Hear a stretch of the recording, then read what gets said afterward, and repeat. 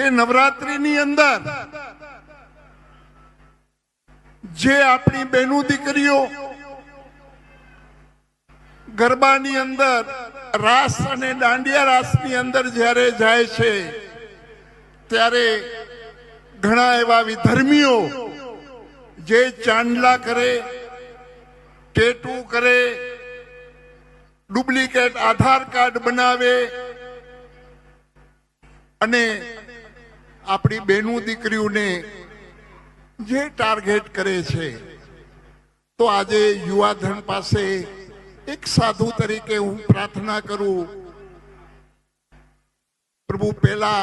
બહેનો દીકરીઓ માટે માથા દઈ દેતા, હવે ખાલી ધ્યાન તો રાખજો, તમે ખાલી માથા દેવાની જરૂર નથી, દઈ પણ દેવાય તોય વાંધો નહીં.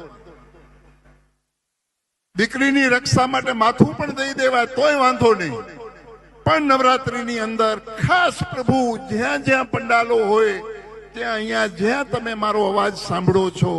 તો એક સાધુ તરીકે, ભગવા ભેખ તરીકે હું તમને પ્રણામ કરીને કહું છું કે દાંડિયા ઓછા રમજો, પણ આપણી બહેનો દીકરીઓ રમતી હોય એ કેમ સલામત રહીએ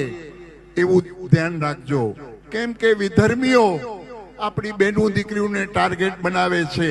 અને વિધર્મીઓ આજે પ્રભુ 2 દિવસ પહેલા જ ભારતના પંતપ્રધાન માનનીય મોદી સાહેબ ના માતુશ્રી વિશે જો અપશબ્દો બોલી જતા હોય આ નાલાયકો, તો આપણે સમજવાનું છે